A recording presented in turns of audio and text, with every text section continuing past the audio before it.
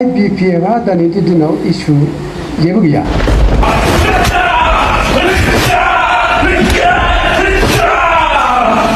एवल्या रुका बनगाव नयनं समस्थिनि आङो सासे एपिपिएलनि केन्डिडेट बेखायनो आङो एसे बाथ्राफोरखौ बारा लिलिलाला बुंनोबो सानाखै। मिटिंफ्राबो जोंहा गोबां दङ, मोनसे उनाव मोनसे मिटिं जाबाय थादों। आं गुसुङै बुंनो लुबैदों। दा नोंथांमोनहा हयथ' गोबाङा मिथिबाय जे बनगावआव देग्लाय माने 6 जन केन्डिडेटआ दङ, 6 जन जागोन। दा 6 जन केन्डिडेटआ सोर सोर बेखौ हयथ' माखासेफ्रा मिथिगौ, माखासेफ्रा मिथिया। दा जोंनाव 6 जन इउपिपिएलनि सासे थाबाय, आं थाबाय, बेनिफ्राय बिपिएफनिफ्राय जुबिराज जायखौ जों देग्लाय होननानै बुङो, बेनिफ्राय बिजेपिनिफ्राय राजिब ब्रह्म, राजिब बांगाल बिथां थाबाय, कंग्रेसनिफ्रायबो दङ देग्लाय, कंग्रेस आदा मतिलाल बै थागथारानि दङ, आरो बेनिफ्राय सासे तृणमूल कंग्रेसनि सासे थाबावबाय, बेथ' रावबो नङा नोंथांमोननि गामिनि पंकज इस्लारि, बिथाङा तृणमूल कंग्रेसनि। आरो सासे दंबावो अनजालि दैमारिनि माने हानजा, माने अल्टारनेटिभ पार्टि अफ बड'लेण्ड, गासै 6 जनानो 6 जन दङ। दा 6 जन केन्डिडेटनि 6 जन हानजा पार्टि। दा बेखायनो जोंहा भटआथ' होनांगोन, जों नागरिक हिसाबै जों भटआ होनांगोन ना, होआबाथ' जों थानो हाखाथारा। आरो भट होनाया जोंनि नागरिकफोरनि एखेबारे कर्तब्य आरो आं जेरावबो बुंबाय थादों आरो बेखौ बुंनांगोनबो जे सासे माबाया नागरिकआ मोनथाम खामानिखौ मावथारनांगौ, भट होथारनांगौनो, बेनिफ्राय आयेनखौ मानिनानै सोलिनांगौ, बेनिफ्राय हानि खाजोना होथारनांगौ। बे मोनथाम जिनिसखौ मावथारनांगौ। जोंथ' आयेनखौ मानिनानै सोलिखायो, आरो सोरबा आयेननि बिरोधि मावोबाथ' एरेस्ट जायो, खाजायो, नङा होमबा, जेलावबो जायो। हानि खाजोनाबो बिदिनो, हानि खाजोनाखौ होबाय थायाबा मोनसे समाव नोंनि नामाव हयथ' थाहैनाय नङा। बे थिग बिदिनो बे भटआबो नों जुदि सासे पारफेक्ट जुदि नागरिक जानांगौबा नोंहा भटआ होथारनांगौ। दा बाथ्राया जाहैबाय आं भटखौ मानो होनो, सोरनो होनो, मानि थाखाय होनो, मा खालामनो थाखाय होनो, बेसो साननो गोनां बाथ्रा। दा आङोथ' इउपिपिएलनि केन्डिडेट हिसाबै आं बुंगोन, जोंहा आंनि दैदेनगिरिया सोर? प्रमद बर'। प्रमद बर'आ सोर? बिटिसिनि चिफ। प्रमद बर'आ माबोरै चिफ जाखो? प्रमद बर'आ सोर? बेखौ जुदि रायज्लायनांगौबा प्रमद बर'आथ' साधारन सासे दैदेनगिरि नङा, आरो बे सिदा बे राजनितियाव फैयाखै। मोनसे माबा दङ, मोनसे जाथाय बा मोनसे हिस्ट्रि दङ। बे हिस्ट्रिया जाहैबाय मा? आन्दलन जादों, आन्दलन खालामदों, आन्दलन खालामनानै जाहा एनडिपि एबसु, बे समाव प्रमद बर' एबसुनि आफादगिरि सुक्ति जादों, सिदा खोथा 2020नि 27 जानुवारियाव सुक्ति जादों। सुक्ति जाबाय नालाय गाव सुक्ति खालामनायखौ बेहाथ' मावनांगौखायनोथ' जोंहा इउजि ब्रह्मआ इउपिपिएलनि आफादगिरिमोन, बिथांनो मोनसे स्पेसा होदों। प्रमद बर'आ गाव सुक्ति खालामनायनि दफाफोरखौ मावफुंनांगौ, बास क्लियार। इउपिपिएलनि आफादगिरिखौबो बिथांनो सुबिदा होनाय जादों। बिथाङा इलेक्सन गेलेनानै 2020निफ्राय दिनैसिम 5 बोसोर मावलांबाय। 5 बोसोराव प्रमद बर'आ मा मावखो, मा मावदिया? स्पष्ट खोथा, फ्रेंकलि स्पिकिं, प्रमद बर'आ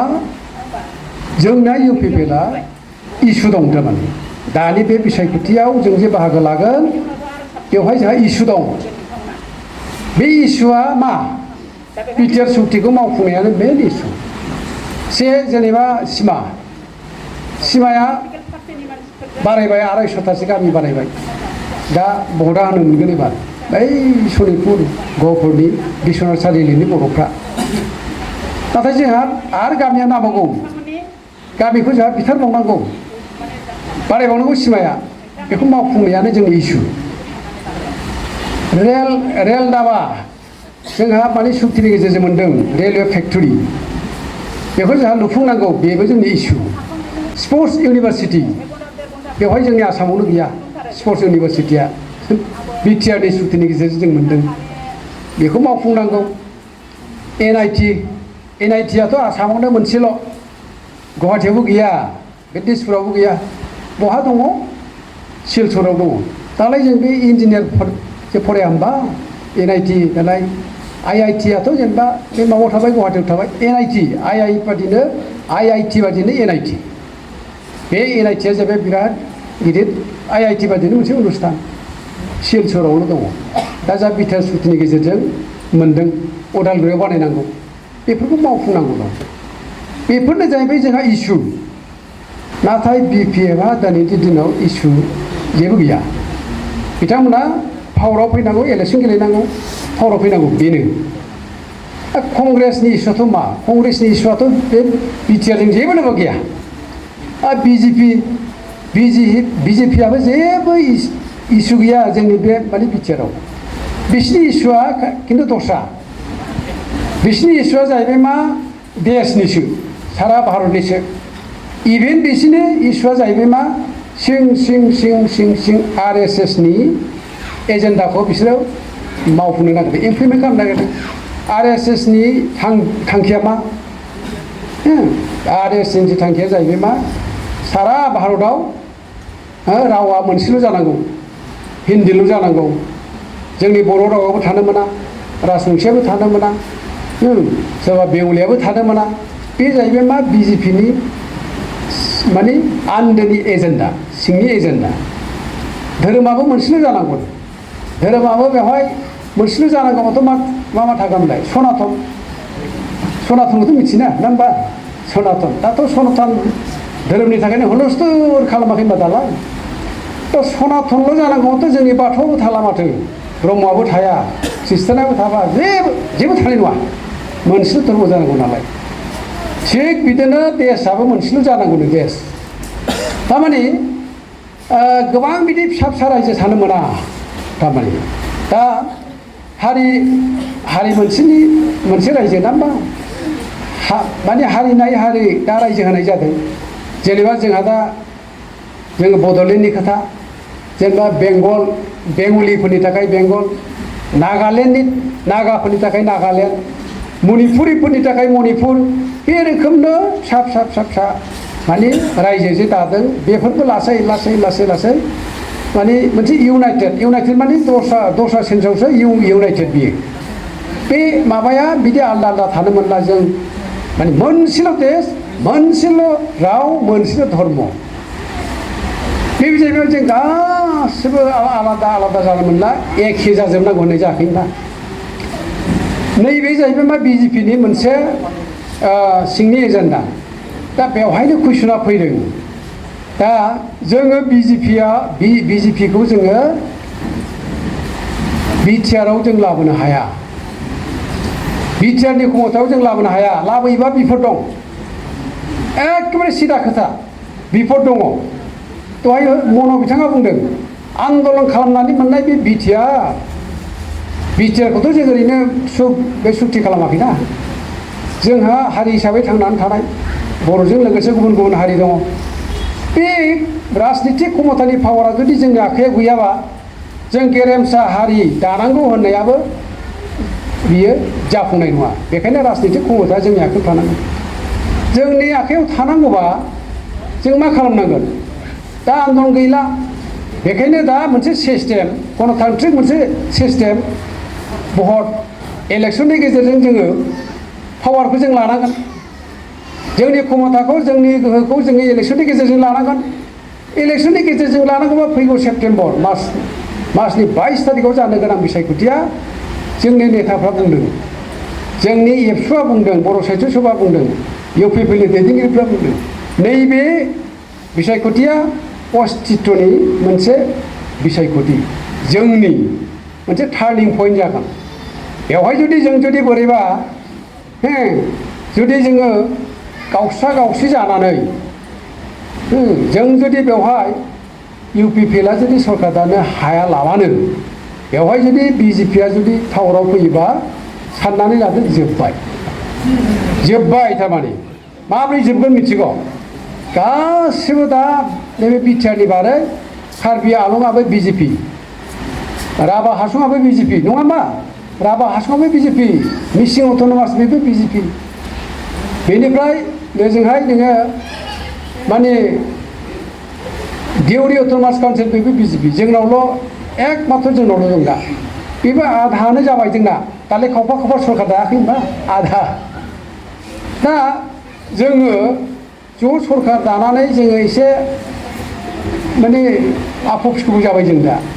जोंहा माबा मोनसे सानो बिजेपिया माबा बुङो बिदिबो प्रब्लेम जादों आरो जोंनि आखाइयाव बे बिटिआरआ थाथारनांगोन बेखायनो बर' साहित्य सभा एबसुआ बुंदों दा हायोबा जोङो ज' जानांगौ हयथ' जोंहा मन' बिथाङा दहाय बुंदों खोमा ज' जानांसिगौ माने बिपिएफजों इउपिपिएलजों ज' जानांगौ ज' जानानै गेलेनांसिगौ हाग्रामाखौ बुंदों प्रमद बर'खौबो बुंदों बै खुला खुलि खोथा आरो दै जेखौ बुंदों जों बेखौ बुंनांगोन थगायनानै लाब गैया ज' जायाबा जों दावसा दावसि जायोबा बिजेपिया फैगोन कंग्रेसआ फैगोन दा हाग्रामाखौबो खावलायबाय प्रमद बर'खौबो खावलायबाय बोरैबा ज' जानो हायो नामा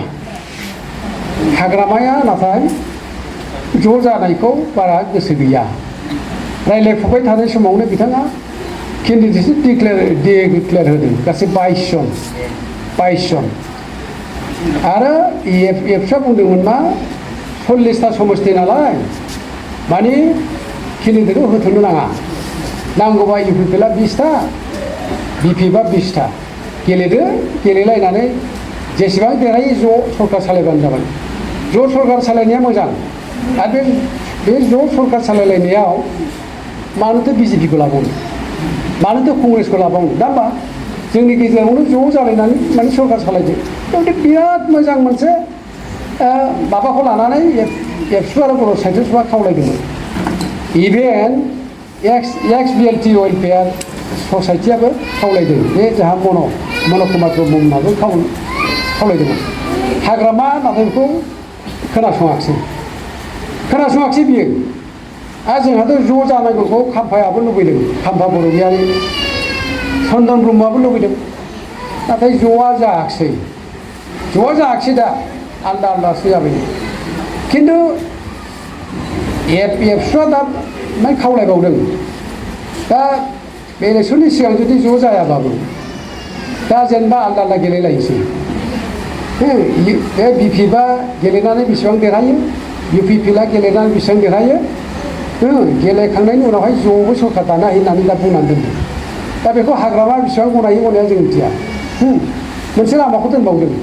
जोंनि सार्थनि थाखाय बे आरो दा बाथ्राया जाहैबाय मा हाग्रामाया बबे ट्रेनजों थांदों हाग्रामानि जे सिन्थाया नैबे ब्रेना बे माइन्डसेटआ बबेजों थांदों बेसो खोथा जाहैबाय मानो ज' जानो हाया 40टाव 20टा जों रानना गेलेनो हायोमोन ना हाया होमबा दा हाग्रामानि नैबे माइन्डसेटजोंसो खोथा जाहैबाय बियो आलदा माने डिरेल जाबाय थादों बिथांमोन बर' साहित्य सभाखौबो मानिया एबसुखौबो मानिया एक्स बिएलटि वेलफेयार ससाइटिखौबो मानिया दा हाग्रामा मानियाबा जोंबोथ' हाग्रामाखौ शिक्षा होनांगोन ना बेखायनो हाग्रामाखौ शिक्षा होनाया माने दावराव दावसि नङा बुलाय सोलायजों नङा बेखौ फेजेननांगौ आरो इउपिपिखौ देरहानांगौ बेखायनो नै दा बर' साहित्य सभा एबसु एक्स बिएलटि वेलफेयार ससाइटि बे मन' कुमार ब्रह्म बिथाङा दा फैनानै मोनसे मेसेज होनाया बेसो आरो एबसुआबो फैगोन जोंहा बिटिआरनि सार्थनि थाखाय दिनैनि समाव इउपिपिएलखौ मदद होनांगौ आरो एबसुआथ' माने इउपिपिएलखौ ओरैनोबाबो लजिकेलि मदद होनांगौ मानो सुक्तिखौथ' बिटिआर सुक्तिखौथ' एबसुआनो खालामाखै होनबा गाव सुक्ति खालामनाय दफाफोरखौथ' एबसुआथ' मावथारनांगौ दिनै मैया प्रमद बर' हयथ' दंमोन दाथ' दिपेन बर' नङा होमबा दिपेन बर'आ हयथ'बा प्रेसिडेन्टआव हयथ' बोसोरनै उनाव हयथ' जोबगोन आरो सोरबा आफादगिरि जागोन बे आफादगिरियाबो एबसुनि माबा मथे बियो खामानि मावनांगौ जायो बेखायनो नैबे सुक्तिनि थाखायनो एबसुआ एसे बाथ्रा बुंनो गोनां जायो दा बाथ्रा बेसो आरो खोथा होखाबाय जोंखौ फनजों लेंहर नङाबा न'आव थांनानै लाय जों सारखौ बुंहैगोन नङा होमबा नोंथांमोनावथ' दा बेफोरबायदि अडिट'रियाम मोनलायलायबाय नङा होमबा केन्डिडेट गैयियावनो मोनबाय बहुद मोजां खोथा जोंनि गभर्नमेन्टआनो होदों बेखौ बेनि उनावथ' आरो साबसिननिफ्राय साबसिन हयथ' मोनगोन नोंथांमोना दा बेखायनो जोङो गुबुन पलिटिकेल पार्टिनि मानसिफोरजों जोङो लफायजानो नाङा थाखा जासे गावखौ माने टेन्डार होनो नाङा नङा होमबा दाम दर खालामनानै लानो नाङा गावखौ दाम दर खालामनानै लानाय माने बे नोंथांमोननि खाफालखौ माने दानख्लाबनानै लानाय नोंस्रा माने मोनजानांगौ बाहायगौ गैया बेखौ साननानै लादो माने जोबथाबाय आरो बेनो दा फैसानि उन खारफाबाय नालाय गावखौ दाम दर खालामबाय नालाय फैबाय दा जों थांखांनायनि फरायनो 1 घन्टा 1.5 घन्टा फरायनो बिसोर गिदिंगासिनो दंथारो जोंबो बहुद लोगो मोनदों आंबो ओरै सेसाफानि